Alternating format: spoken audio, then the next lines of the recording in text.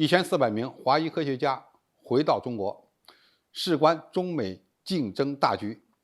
特朗普果真是川建国。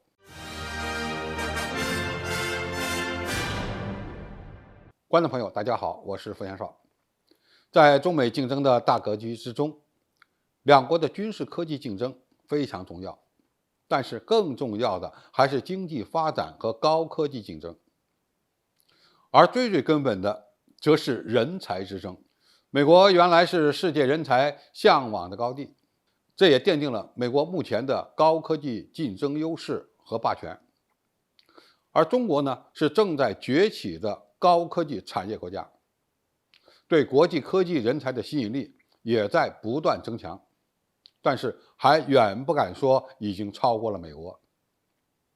不过最近这几年，中国在人才争夺方面获得了一个人的神助攻，这就是被称为川建国的特朗普。特朗普政府为了对付中国的崛起，以涉嫌窃取技术机密和知识产权为由，开始持续打压和歧视华人科学家，甚至将范围扩大到整个亚裔族群。根据哈佛大学、普林斯顿大学和麻省理工学院学者的一份联合报告，美国科技人才正在感受到了寒蝉效应。去年至少有1400名美国华裔科学家将他们的隶属关系从美国转移到中国机构。普林斯顿大学的社会学教授在研讨会上表示，美国已经在一段时间内向中国流失人才，特别是在美国发布中国行动计划倡议之后，我们看到这种趋势有所增加。特朗普在2018年发起的中国行动计划，旨在打击所谓的涉嫌中国窃取技术机密和情报的行为，而在实际操作层面，则变成了对华人的歧视。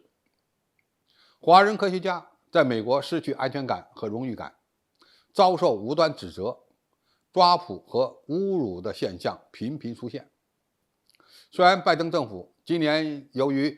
种族偏见和恐惧文化正式结束了该计划，但是美国社会对华裔的歧视氛围已经形成，带来了挥之不去的代价。美国的华裔科学家因为进行常规研究和学术活动而产生了普遍的恐惧，这种担忧得不到缓解，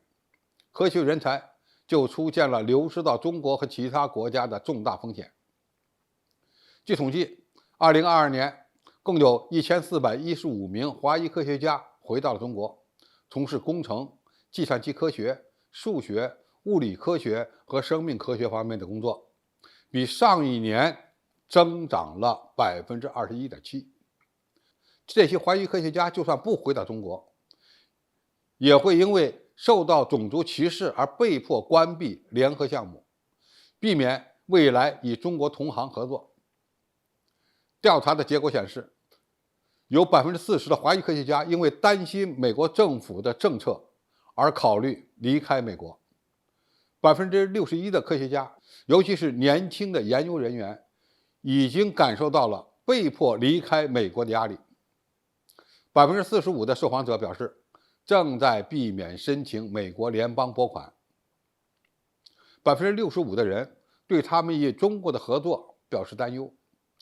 3年来，根据中国计划起诉的案件有77起，超过150名华裔被告。美国政府现在正在推动与中国的高科技产业脱钩，这种行为只会让盟友感到困惑，也体现了美国对华竞争的焦虑。而在中美人才竞争领域，特朗普的中国行动计划就是一个蠢招，或者说是送给中国的一个神助攻。美国政坛现在有很多的政治正确，对华强硬和反华是两党的共识。但是拜登政府在对待华人科学家的问题上，很想挽回人才外流的退势，但是在美国社会右翼化、极端化思潮的推动下，对华人高科技人才的歧视和不信任氛围已经形成。如果中国能够给这些科学家提供更好的科研环境、生活环境，那么将会有越来越多的人才回流中国，因为中国才是华人在血统和民族性上的根，在这里才能得到应有的尊重。中国越开放，美国越极端，这将对中美科技竞争的大格局产生根本性的影响。好，今天评述就到这里，谢谢大家收看，我们下期再见。